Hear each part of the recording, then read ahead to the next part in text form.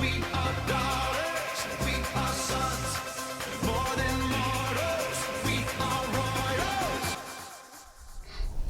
All right, what's going on, everybody? Welcome back to the Roar Podcast. I am your new host. My name is Cassidy. I'm a communication major here at Warner, and I'm very excited to be hosting. This is one of my favorite things, so very excited. I have some pretty special people with me today, if they want to go ahead and introduce themselves. Hello, my name is Matthew Haddon. This is my second year here at Warner University. I'm an agricultural studies major, and I'm on the Clay Target team. Hello, my name is Abigail. I am a sophomore, and I am also a Bible theology and ministry major with a minor in English. Hello, my name is Charles Swanson. I'm a junior here at Warner University, and I'm studying Bible theology and ministry with a minor in underwater basket weaving. So, Okay, nice. I work in admissions. Do not ask about that minor. Yeah, I was going to say three Oh, out of the four of us work in admissions, so. you guys should have heard about it. It's tragic. What? Underwater basket weaving. What? Underwater basket weaving. Anyway, we have a podcast. Yes, we're podcasting, people. All right, so funny story about this podcast. It's still technically February. It's the second to last day of February, but it's still technically the love month. So we had recorded this episode, and unfortunately, it got messed up. So we're back. But we're all excited to be back. We're going to have a good time. Like I said, February, love month, so we're still going to stay on the topic of dating and love and all things like that in college. But before we get into the meat of the episode, we all know what we have to do. We're doing the roar. If you've seen the Shrek movie, the little kid, it's like, do the roar. So, How did that go? do the roar. But it's the tradition of the podcast, so yes, exactly. Do it again. Do it. Yes. I love you, Daddy. All right, who's doing the roar first? I think Mr. I'm Swanson. going to do it in Greek, biblical Greek, Koine Greek, if you will. You ready? Roros. That's awesome. I will report that to our teacher and see if he's correct or not. My turn? Yes, Abigail, do the roar. Roar! I'm good now. That was a good roar. Matthew, do the roar. Roar. It's like a concerned, like. I was going for the philosophical kind Yeah. of Yeah, roar. You know it's what I like, mean? Yeah, I love that. Not aggressive, but curious. Just right. And for our host, Roar. Nice. well, It's very Classic. assertive. Yeah. Yeah. It's the classic. All right. Let's just jump right in because we love the roar, but it's time to go. So we've talked about this before, but with it being February, let's talk about the ever so popular Valentine's Day. Do we think it's cliche? Oh boy. So I thought about, I can't remember what I said. Last Let's get on episode. our note card. The tragic thing is going to be that I've thought about it since then. I'm probably I'm gonna say something different. I think, I don't know, but I don't remember. Did I say it was cliche? Because Yeah. Yes. Okay, good. Because I was worried if I didn't say it was, and then now I'm saying it was after the fact. I might get yelled at. Mhm. Yeah, I do think it. I think it's a little overrated. You Yeah. know? So that's Charles's humble opinion on the situation. I do think it is cliche, because, I say that now, but we did this before Valentine's Day, and since then, this is my first time having a Valentine's where I did have a Valentine, and he did give me flowers and all that jazz, and I was very appreciative of it. And so, while I do think the holiday is cliche, it is one of those things where Charles does not just do deeds like that because it is Valentine's Day, and so it was just like one of those other days. Oh. I should have bought you flowers. I do think Valentine's is a bit cliche, but at the same time, I feel like having a cliche holiday is kind of nice sometimes. Because it's like, you don't always get to see that cheesy kind of, warm-hearted side of a lot of people in relationships. And a lot of people do have some kind of cold relationships. So it's kind of a day where you can just show that love. Even though you should be showing it all year, it's like you still do have that kind of vent. Yeah, good stuff. I 100% agree with what you have all said, especially with the doing it not just because it's Valentine's Day, but because it's a special thing that you do for someone that's special to you. Matthew's stomach just ruptured. I'm so hungry. Anyways, going back. Hold it together, people. Welcome to now what is going to be called the bloopers episode, because this whole episode has been an absolute mess. Terrell, if you'd like to cut that out, I'm sure you can hear me, or maybe not. So Valentine's Day, I do think it is a little bit cliche, but I do think it's kind of fun in the same way. I think it's very good for candy and stuffed animal companies. It's a good day for them to make some bank, but you know. I think it's also an excuse for everybody to eat a bunch of junk food. Oh yeah, 100%. Yes, pre-Charles, I used to go and specifically get candy because there was just such a huge, assortment of them. Mm-hmm. I have no idea what you guys are talking about. My main diet consists of junk food almost exclusively. I can confirm that. I can second that. I already confirmed it. Yeah, but you didn't second it. You can third it. Well, I seconded it. Is this parliamentary procedure we're doing here? Yeah, there is no thirding. Kids, we'll get into that later. I was going to say something about Valentine's Day and I forgot what it was. The question was... Oh, I remember. So I think as a kid, Valentine's Day was a lot of fun because did you guys ever hand out like the little like note Valentine Fun dip. cards? Yes, with like fun dip and stuff in class. Yeah. You ever do the awkward thing where everybody in the class has to give a gift to everybody else? Yes. Yeah, like if you're gonna bring it, you have to bring it for everybody Yeah, in the so class. I have to give it to that goblin who threw sand in my eye at recess. What is this? God. Welcome back to the bloopers episode. No, but I do remember that if you were the kid that brought fun dip for everybody, Oh yeah. because Remember that they guy. made the fun dips where you could write like to Yeah. from.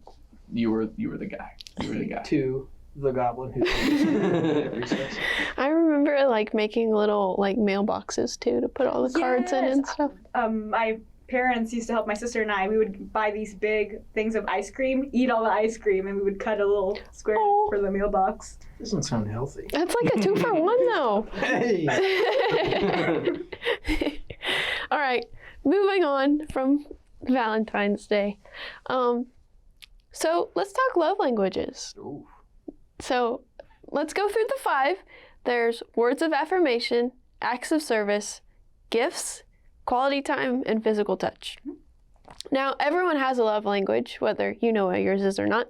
There's some online quizzes you can take to figure out what your love language is. I've taken it a couple times just because I feel like it can change. But mine is 100% quality time. And it's not only with, Matthew. By the way, Matthew and I are dating, and Charles and Abigail are engaged. So we thought it would be What? good to have them on the podcast because it's it's relevant to our lives. But so quality time. It's good not only for what? Bloopers. I'm sorry. Quality time is not only just for the person that you're with, but also for your friends and family. So I enjoy. I'm sorry. Matthew needs to be excused. You were saying about quality time, Cassidy? I was. Come on, guys. What are we doing? Matthew, I'm sorry. I'm just kidding. what's so funny? I don't know. Quality time.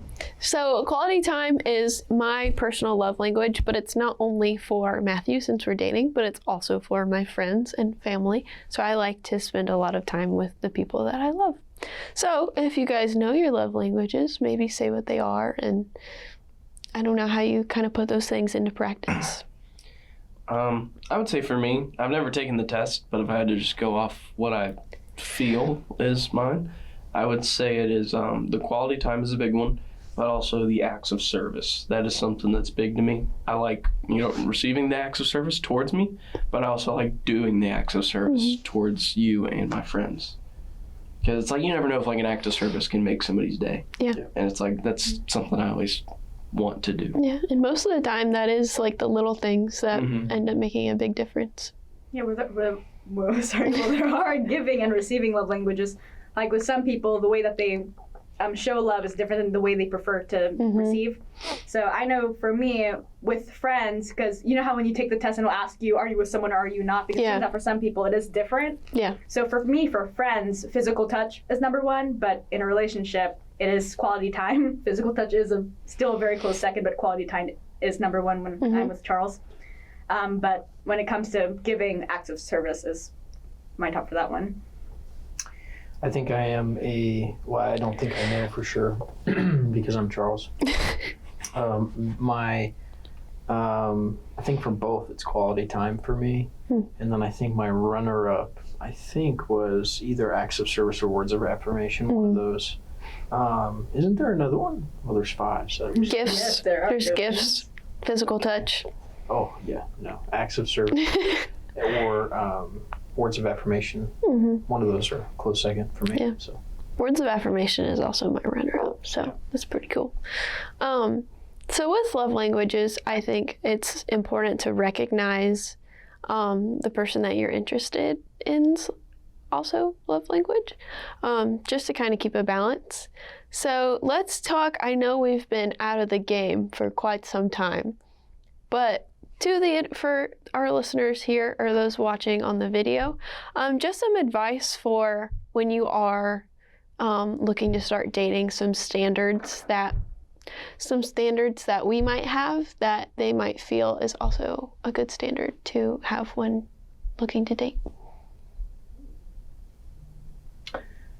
Sorry, I think a professor is currently banging their head again. I thought that was just me that heard You that. could hear that. Yeah. But nonetheless, what was the question again? Advice for looking for people. Yeah, standards. My advice, look for an Abigail Anderson.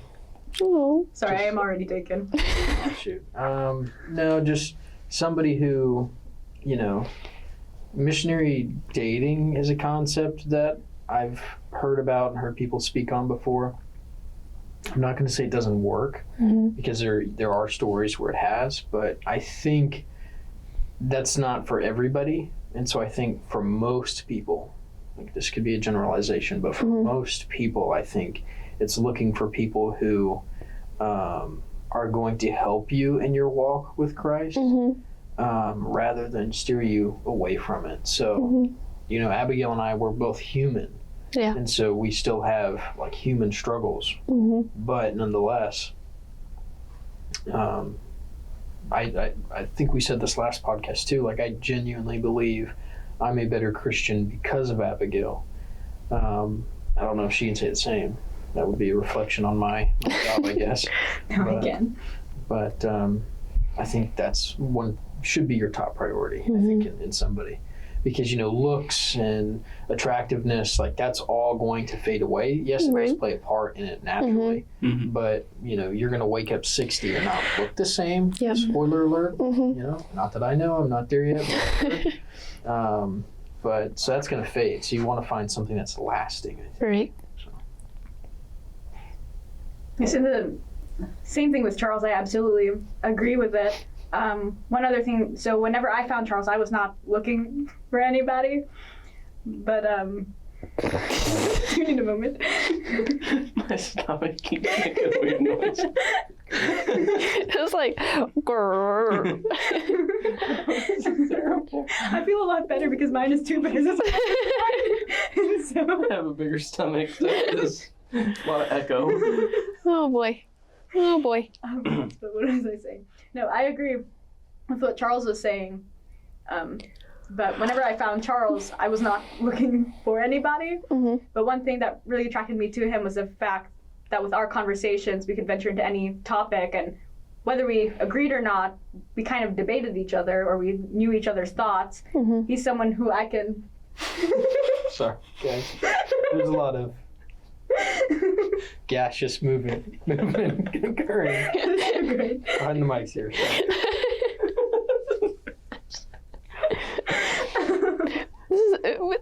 Abigail, you were saying something about your affection? Oh no! I threw my ring. Okay, good. Sorry, Terrell. This is gonna be so fun to edit. Yes, so with Charles and our conversations, one of our first real conversations was actually kind of a disagreement, and She says disagreement. I say she yelled at me for solid 5 minutes. So this is how you met story coming in. yeah, kind of. But because of that initial interaction, we were no longer really afraid to disagree with one another, which, works well because now we do know how to work with our arguments, and frankly, we are learning more and more about each other and how we deal with that. So he is definitely someone who I can grow with, whether I'm in a positive mood or a negative mood. Regardless, I'm learning. It's awesome. So the question is kind of like what to look for, and I would definitely say, like, don't let desperation lead your search for somebody, because a lot of people, it's like just because they're so desperate for attention or a sense of belonging that they'll settle for someone that doesn't really compliment them. So definitely I agree with Charles about looking for somebody that's going to build your faith, not tear it down. I know you and I, it's like we started dating, and it's like faith only grew stronger because it's like we began going to church together and things like that. And don't date somebody that's exactly the same as you. Oh yeah. Because that is going to get annoying. Oh yeah. 100%. But like, Cassidy and I started dating, and it's like we're both very competitive. So it's like we're always like doing little competitions and just things like that. But definitely look for somebody that'll compliment you, but not exactly the same. 100%. Yeah, I 100% agree with everything you guys said. I would also say, this kind of goes along with yours, Abigail, but find someone you're comfortable with being uncomfortable with. And it's like, there is going to be a time where you're going to have some uncomfortable conversations and some hard conversations. So just be aware of... Louder. It's not picking up. Be aware of, who you're looking for, and also recognize your intentions, which takes us into our next topic of intentions. So there's kind of the debate of in college dating to marry versus dating for fulfillment. So if you guys could just speak to intentionality a little bit. Yeah, I think excuse me. I think being intentional is whether you're good at it currently or not, because I'm certainly not, but from what it seems like it's a fundamental part of the Christian life, being intentional in all aspects. So you hear the old expression, not planning is planning to fail. So that applies to dating. That applies, like if you don't have a list of things that you're looking for in a godly spouse one day. Yeah. Right? If you're not even looking at for a spouse one day, you're looking for a girlfriend or a boyfriend for, tonight or tomorrow, then, you're asking for some heartbreak, I think. Yeah. With all things, if God's not in the picture, then it's going to be a picture that has some really bad quality. The Joker in some Photoshop, because it's still, as they say, what do they call it? Ratchet. Yeah. So yeah, that's what I would say. It's a necessary part of looking for a spouse. You need to try to, I would imagine, have a plan for finances. I mean, this doesn't all have to be stuff that happens within the first couple of weeks or months, or even years for some people. But Abigail and I said this last podcast, are what they call down here a ring before spring couple. Which Yes. is such a pity. I mean, not a pity, but Jeez. like those are just one of the very cliche terms. Yes. Nice timing, Charles. I know, what can I say? What can I Good say? job. I think it's cool. But our story is a little bit different compared to other people, but nonetheless, I think, eventually that needs to be stuff that is at least on your radar. Mm-hmm. So, Yes, I absolutely agree with Charles. Like, whenever we first started, like, I would not have started dating him if I did not think he had the potential of being it for me. And we had already been spending a lot of time together at that point. So he was already somebody who I saw in the near future and far future to spend all that time with. Right. And I think even with intentionality, not only being intentional when you're pursuing the person, but you also need to be intentional during, it is not, I finally have the person, so we're good to go, we're fine. Because if anything, being intentional within the relationship makes the relationship stronger, because here we are, we're already engaged, we're about to get married, and I still know when Charles is being intentional about things, and I absolutely appreciate it, and I try to do it as well. And so if anything, it kind of goes back to, how, the essence of love is service in a way, because that is what keeps it going. Yep. So, dating for I'm sorry. Dating for marriage is definitely something that I've always believed in. Even when I was a kid, it's like, what's the point of dating if you're not, this person isn't a prospect. So, and I feel like that's kind of like that desperation and need for fulfillment when people aren't dating. To be married, it's like they're just dating to temporarily fill a hole. Yeah. When it's like, you just shouldn't do that. It's like, that's not going to build your walk with Christ either, doing this temporary fulfillment. It's like, Right. It's written in the Bible, it's like you were to take a spouse and only one spouse for the rest of your life. And so it's like, why would you waste your time with all these other people when it's like, you're supposed to be searching for the one. Yeah. So it's like, Cassidy, it's like I would not have began dating you if I did not think that you could be the one. So it's like, definitely look for that. we need a box of tissues. I know, right? That's so sweet. Yeah, that's all great stuff. I would also say that if you have been stuck in a routine of dating not to marry, that's not to say that you can't start now. I think as humans, there's a lot of times where we find fulfillment from things of the world because we're human and we do make mistakes. But just to recognize when you need to take a step back and see what your true intentions are, because that can take you really, really far. So thanks for your answers. That was really nice. Very, very cool. But yeah, just be aware of your intentions, even in friendships and your family. Like all of this stuff pretty much applies to every relationship you could have during your life, whether it's a spouse, a friend, a family member. So yeah, good stuff. So obviously we're college students, and college is a really interesting time to be in the dating / relational world, I guess. Especially because everyone's in such different areas, if that makes any sense, different seasons. So you guys are in the engagement and figuring all that kind of stuff out season. We're in the dating season. Some people are in the singleness season, and some even in the marriage season, which is really awesome. But that's not to say that anyone is better than the other. There's definitely things you learn in each season that are very important. But I do think that sometimes it's hard to not get stuck in a rut of being like, why am I still waiting? So I think this kind of goes to contentment in a way. So if you guys don't mind speaking on just peer pressure of feeling like you're not in the right season. So, one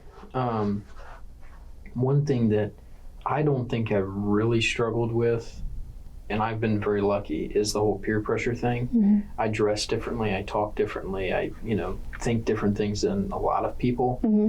But so it's hard for me to really, naturally I feel it with some things, but I think what I was lucky enough to have is parents and grandparents and influences, professors, teachers, etc., pastors, who spoke into my life and encouraged me to not, like you were saying, Cassidy, walk with the ways of the world, but rather pursue things that are going to help you orient yourself better to the God who made you. Right. And so for some people, they are called to a life with another person that was made for them, and them, and so I think if you're oriented on the right thing, if you're aiming in the right direction, everything else should remain in your peripheral. So if you can keep your eyes on your God and who God has placed in your life, if it's evident to you, if it's not, that's definitely something you should pray for. Then the things of the world outside of that shouldn't take up your field of vision, if that makes sense. So that's what I would say to it. I don't know if any of that made sense. No, that's, totally. Yeah, I was kind of in a similar boat as Charles was. So before I came on campus, the people who are now our best man and patron of honor, they got married, and I was part of their bridal party. And one thing that we would discuss is relationships, obviously, because we're part of this wedding, and it was not something that I envied at all. And so one thing, so I guess in a way I could give advice on how to feel content, but one thing that goes through mine is, God did not promise us that we were always going to have a good, happy life, but he did promise an abundant life. And so I made it a purpose to pursue what is abundant, friendships that are abundant, and that included Andrew and Jenna and that relationship. And so I had a lot of really, really good influences for just friendship, relationships that filled me, spiritually, emotionally, mentally. And so, going about my day, coming here to Warner and then meeting Charles, one of the huge reasons why I did not envy a relationship was because my relationship with my friends were better than the dating relationships that I was seeing other people go through as they were casually dating. And so, like, Charles was a huge, which is funny because now I'm marrying him, but he was one of the huge reasons why I was content being single, was because this was a friendship that built me up more than anything. And I am honestly, like, even now, if Charles and I were just friends, we were not romantically involved or anything, I genuinely think that I would still be content because we would have still been building each other up as we are now. Yeah, I have two things if I can add really quick. Yeah, go for it. One, Andrew, isn't that the guy in the last episode had that really whack? I think so. Interesting. Okay. Anyways, I should probably clarify as well. I also didn't come in thinking, all right, which one of these can I go ahead and pick and put a ring on for spring? Like, no, that's not at all. So what helped me is that we had a professor who we both loved and respected, who in class talked about his story. And, I had Abigail in my field of vision, per se, and his testimony with him and his wife, and another professor actually, and my own family members helped me put Abigail in that that direction that I spoke of earlier. So so kind of like you, even before Cassidy and I started dating, it's like I had a lot of really close friends that I could tell were good for me. It's like they weren't leading me down the bad paths, things like that. So it's like I would have been okay with being single. It's like I was a content person. Of course, then I saw Cassidy walk in a classroom. Well, I walked in the classroom, I saw her, she laughed at my jokes. So then I was like, hey, maybe I do need to investigate before I lose the opportunity. Opportunity, not lost, by the way. Exactly. But in college, it seems like the two groups you see a lot of are everybody getting married or engaged. And so it's like, you kind of feel that peer pressure, especially with us dating. And it's like, your friends get engaged and then everybody looks at you like, when are you going to do it? Yeah. Like you're falling behind almost. It's like, when are you going to get on board with that? And to that, it's like my thing is, it's like everybody's in a different season of their life. It's like you and Abigail are in a different season of life than Cassidy and I. It's like you guys are definitely getting into that, place where it's like, you're prepared to be married. It's like you're prepared to go off on your own home and pursue your life. But it's like with us, it's like we still got a lot of other stuff we're figuring out. even like financially, you know, it's like that's another big role that I feel like a lot of people overlook. Yeah. But it's like, you know, financial stress is one of the leading causes of marital struggle. Oh yeah. And so it's like that's the kind of stuff that I always try to think of and preparing for that, but we're still feeling that pressure from everybody else to get married. And then the other group that we see a lot of in college is the people that are just all over the place, like Yeah. different dorm every night kind of deal. Yeah. And so it's like, and then you kind of get that pressure from that group, like, oh, well, why are you sticking around with this, you know, one person? It's like, it's college. It's like, you know, you can only get to do this once in your life, so go out and have fun. And it's like, Yep. there is no possible way that you're further in the kingdom doing that. Exactly. It's like you are tainting yourself. It's like those sins will be forgiven, but you're never going to forget internally Right. what you did. It's like, there was a lot of pressure in my life because we've been dating since I was 14.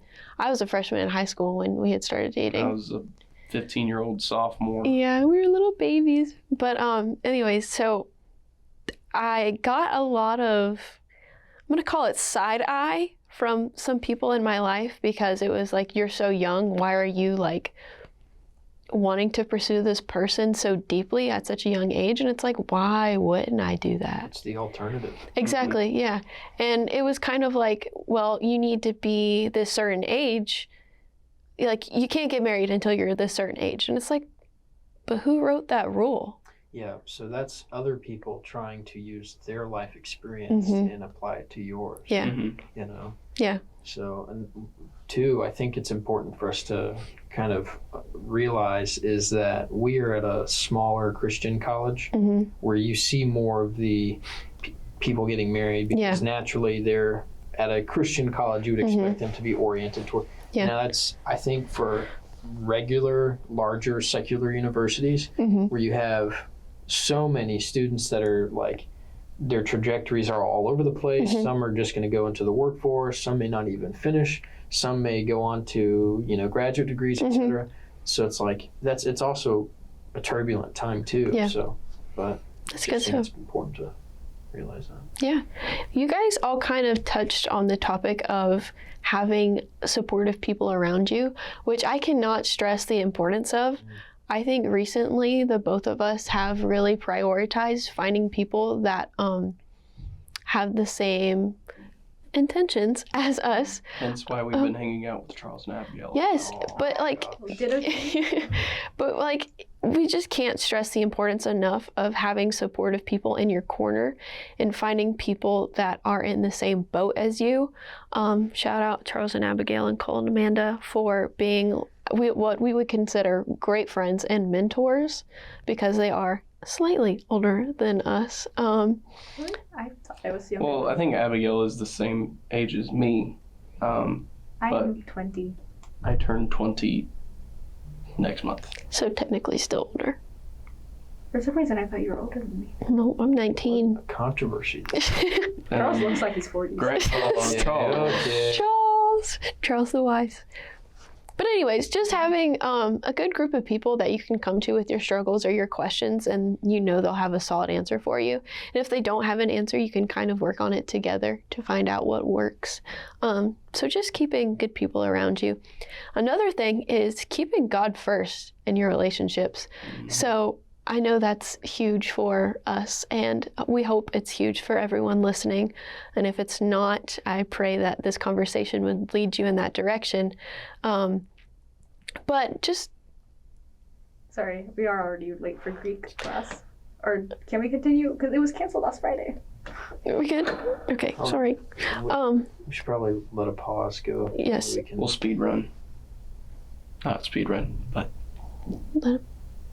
So keeping God first in a relationship, do you have any tips to doing that and just how you guys pursue that? yeah, I can go first on this one. So I know for a huge thing for us was just every Wednesday and Sunday be intentional about being in church. It's like go to church, worship together. Worshiping with your significant other is one of the greatest building blocks in a relationship, in my opinion.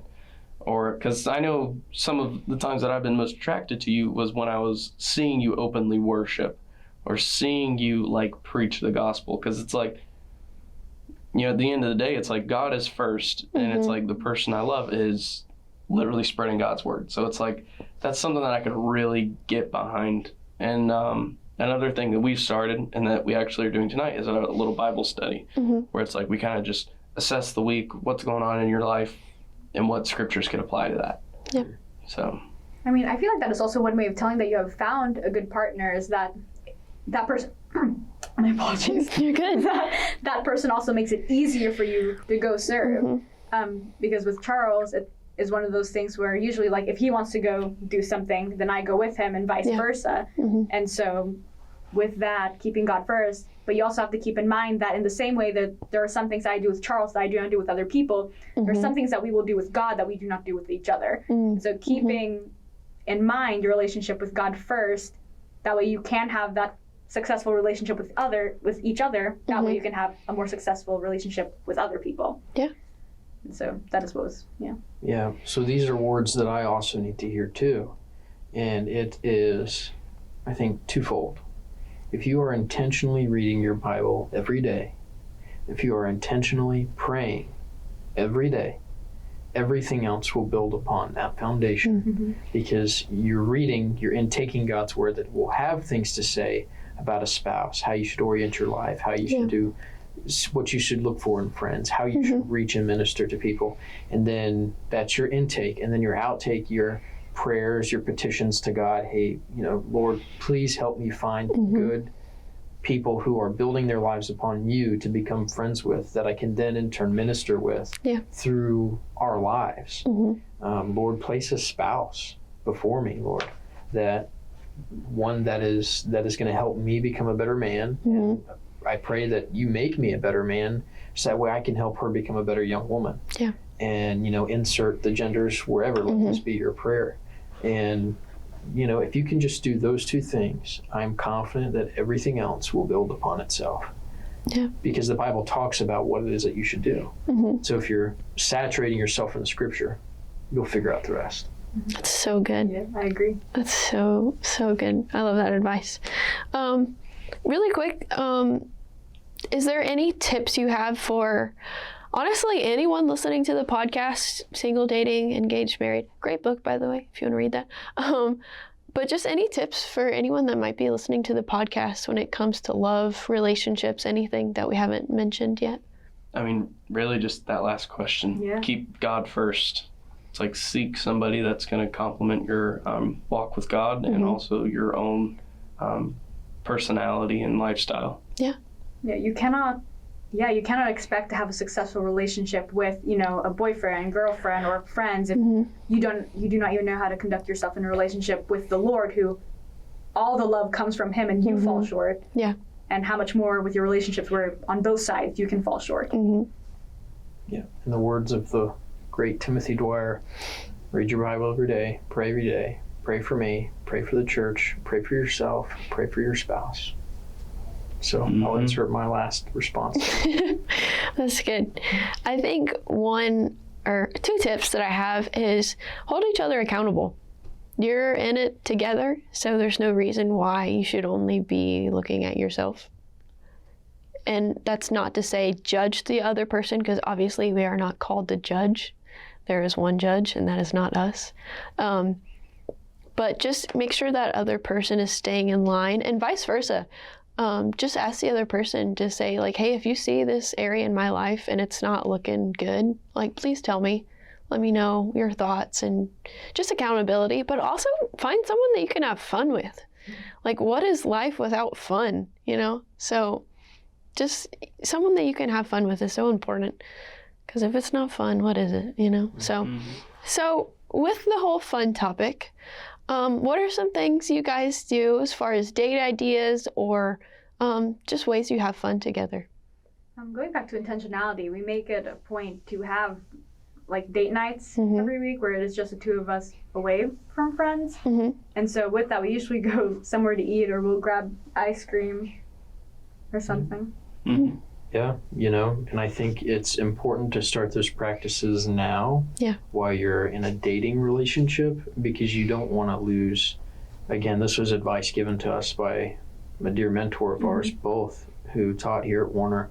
who talked about how him and his wife prioritized a date night every Friday. You know, when they were dating, when they were engaged, and when they were married, even when they had children, they prioritized, they set aside money for not only that night, but also for, of course, they were blessed with the resources to do so, but for a babysitter to take care of the children so they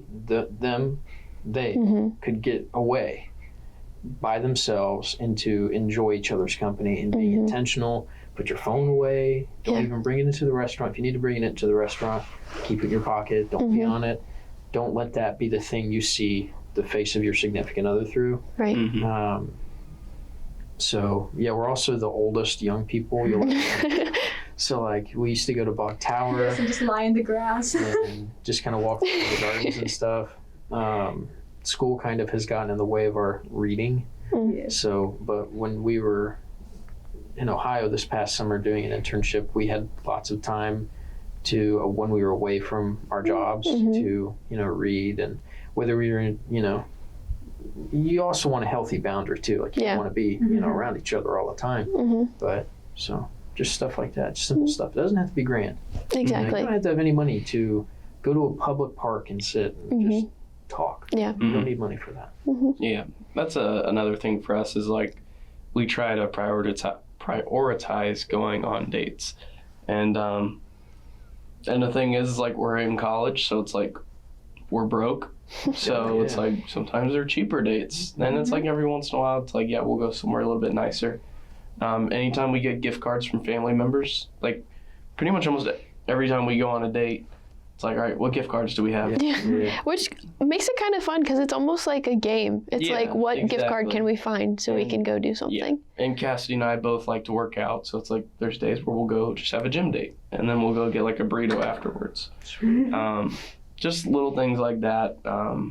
It's like I like to fish, so every once in a while we'll go out just fishing. Cassidy doesn't love fishing. I like fishing, just not for fishing, not a long period of time. Because I'm going to get to the boat ramp right when the sun is peaking. Like, which is like 6 a.m. sometimes. That's when the fish are biting. What is this workout thing that you should tell me about that? Fitness. But yeah, and that's another thing is also just sitting in the house, watching movies, eating popcorn, junk food, all that stuff. Like last night, it's like we played a couple games of pool. Sweet. Ate ramen and watched like the new Outer Banks season. Nothing says I love you like ramen. Listen, That needs to be on a t-shirt. this guy makes some good ramen. Sweet. What do you do Sweet to shit. it? You just Well, that's the thing is like I don't like how much sodium is in the packs of ramen. Yeah, I also So, like, do not use the packets. I will sprinkle like just a tiny bit of the packet in there. Then I put like a sweet chili sauce, as well as some sriracha and some low sodium soy sauce. It's so good. must make for an interesting after. Not really. No, it's actually very nice. Oh, and the egg. You put the egg in there. And I soft boil eggs. So And, it's, like, it's a boiled egg, but then you cut it open. It's still like. But also the yolk. You put like a raw oat. Yeah, it's another yolk. thing. I'll like separate an egg yolk and egg white, and I just put the yolk and the noodles. And I don't put a ton of broth, but when you put the yolk in there, it almost gives it like a creamy. Have you tried putting Spam in it? No, I don't think I've actually ever had Spam. You need to. It is really, really good. I would recommend the less sodium one, seeing that you do not like the chicken packets. Yeah. Yeah, I mean, we're talking about food, so we might as well just. ramen sometime. Yeah, Yeah, that'd be nice. That's good. fun. cheap We thing. can have a ramen night. That would be fun. That would I'll be fun. soft boil a bunch of eggs. Have your people contact my people. Okay. We'll make it happen. Charles will be in touch.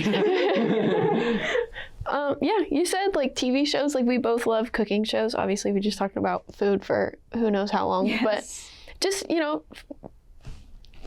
little things. I don't know. Definitely. Going to the beach. I mean, we're in Florida, so if you like the beach, I know Abigail does not. But Not in Florida, no. but if you are at Warner, what's up? What's going on? We're happy to have you here. Just find like how long does it take to do a Google search of fun things to do around me?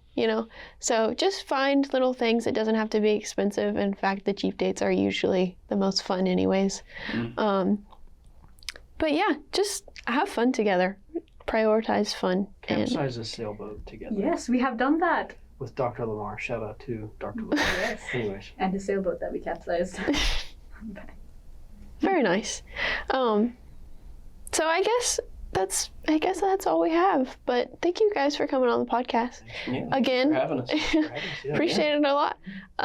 So last segment, we have our worship song/songs with multiple people of the week. So if you don't mind, go through and say what your favorite worship song is of all time or at the moment. So mine is Psalm 98, which is by Shane and Shane. It's called Sing Unto the Lord. It does, so basically they will take psalms and make songs after that, which I think we should do more of. Yeah. Yep. Shout out to Dr. Swell for that response.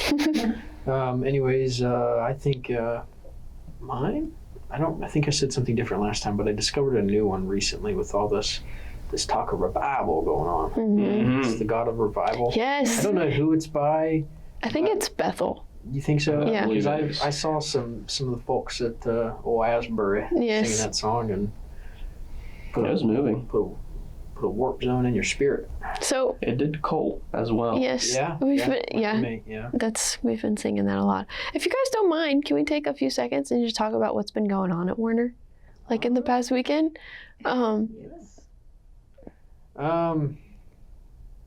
Yeah, so with all the stuff that's been going on at Asbury, if you guys haven't heard of, I think they've been going on for a couple of weeks now.